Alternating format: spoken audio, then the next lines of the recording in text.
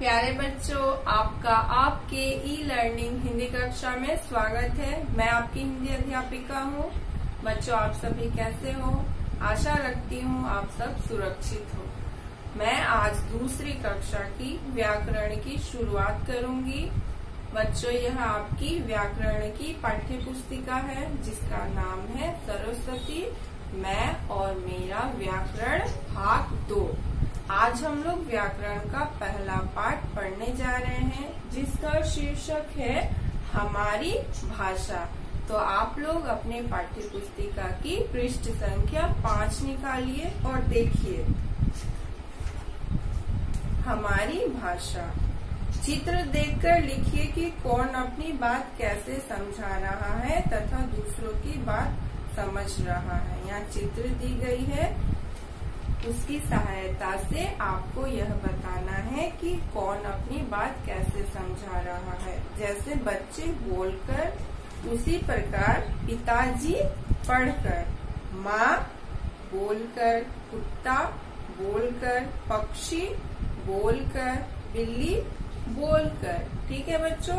उसके बाद आइए पृष्ठ संख्या 6 में और देखिए बच्चों, हम बोलकर अपनी बात दूसरों तक पहुंचा सकते हैं और दूसरों की बात सुनकर समझ सकते हैं। हम अपनी बात दूसरों को बोलकर समझा सकते हैं और दूसरा उसे सुनकर समझ सकता है।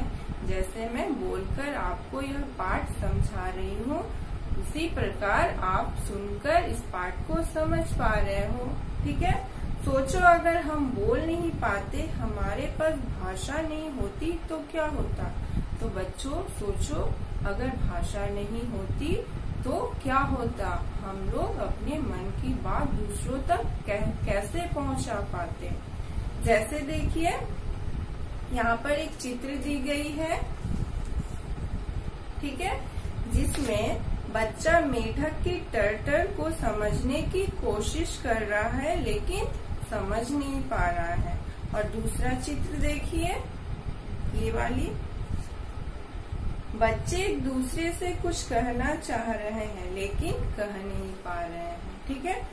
देखा बच्चों, भाषा के बिना हम किसी की बात नहीं समझ पाते। ना हम माँ से आइसक्रीम खाने की जिद कर पाते हैं और ना ही खिलौने लेने की बात कह पाते हैं। अगर हमारे पास भाषा नहीं होगी तो क्या होगा?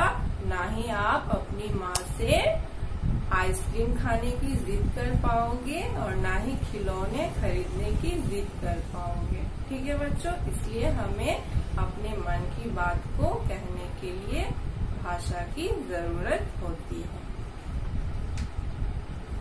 इस प्रकार हम भाषा की सहायता से अपने मन की बात एक दूसरे तक पहुंचाते हैं। इस प्रकार हम लोग भाषा के माध्यम से ही अपने मन की बात एक दूसरे तक पहुंचाते हैं। अब आइए पृष्ठ संख्या 7 में और देखिए भाषा के रूप। हम 2 तरह से अपने मन की बात कर सकते हैं। हम लोग 2 तरह से अपनी बात कह सकते हैं। पहला क्या है? बोलकर, और दूसरा क्या है? लिखकर। ठीक है। बोलकर, जैसे कि मैं बोल रही हूँ, बोलकर आपको पाठ को समझा पा रही हूँ, यह क्या है? मौखिक भाषा है। अगर मैं बोर्ड पर लिखकर आपको पाठ को समझाऊंगी तब वो क्या कहलाएगा? लिखित भाषा। ठीक है बच्चों। अब देखिए भाषा के रूप। भाषा के 2 रूप है, मौखिक और लिखित। मौखिक को बोलते हैं बोलकर और लिखित को कहते हैं लिखकर। ठीक है। मौखिक का अर्थ होता है बोलकर और लिखित को कहते हैं लिखकर। अब आप नीचे दिए गए चित्रों को देखिए और अपनी अध्यापिका को बताइए कि उनमें क्या हो रहा है। यहाँ पर एक चित्र दी गई है। बच्चों, आपको बताना है कि इस चित्र में क्या हो रहा है।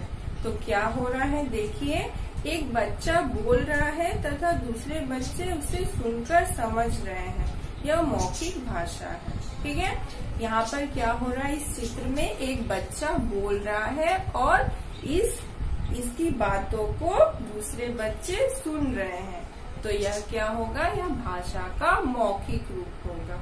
ठीक है, मौखिक यानी मुख से निकला हुआ। मुख का मतलब आपको पता है, मुंह जिससे ध्वनियां निकलती है।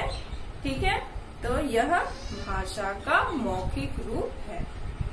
तो इसकी परिभाषा क्या हुई, हम बोलकर अपनी बात दूसरों तक पहुंचाते हैं। हम लोग बोलकर अपनी बात दूसरों तक पहुंचाते हैं और दूसरा उसे सुनकर समझता है। इसमें क्या होता है, भाषा की सहायता ली जाती है। अब उसके बाद आइए, अध्यापिका लिख रही है और बच्चे उसे पढ़कर समझ रहे हैं। यह लिखित भाषा है, लिखित यानी लिखा हुआ। और इस चित्र में देखिए, इस चित्र में अध्यापिका लिख रही है और बच्चे उसे लिखकर और उसे पढ़कर समझ रहे हैं। यह भाषा का कौन सा रूप कहलाएगा, लिखित रूप। ठीक है, लिखित यानी लिखा हुआ, लिखित यानी लिखा हुआ। जैसे कि बोर्ड में हमारी भाषा लिखी हुई है, तो ये भाषा का लिखित रूप है और मैं बोलकर आपको समझा रही हूँ, यह भाषा का मौखिक रूप है। तो समझ में आया बच्चों, मौखिक भाषा और लिखित भाषा। बहुत अच्छे। अब आइए पृष्ठ संख्या 8 और देखिए, हम लिखकर अपनी बात दूसरों तक पहुँचाते हैं। अभी मैंने समझाया कि लिखकर वो भाषा का लिखित रूप होगा और बोलकर भाषा का मौखिक रूप होगा। अब देखो बच्चों, जीव जंतुओं की भी अपनी बोलियां होती है। कुछ जीव जंतु होते हैं, उनकी भी अपनी अपनी बोलियां होती है। जैसे कि कुत्ता कैसे बोलता है, देखो यहाँ दिया है, कुत्ता भो भो, मेढक टर टर, बकरी मेह मेह, बिल्ली म्याओ म्याओ, बत्तख क्वैक क्वैक और मोर पीहू पीहू। उसी प्रकार कोयल कूकती है, हाथी चिंघाड़ता है, चिड़िया ची ची करती है, कबूतर गुटर गू करता है, शेर दहाड़ता है, गाय रंभाती है। तो बच्चों, आपकी भाषा की पाठ यहीं समाप्त हो चुकी है और आगे की कक्षा में हम लोग एक नए अंश के साथ मिलेंगे। धन्यवाद।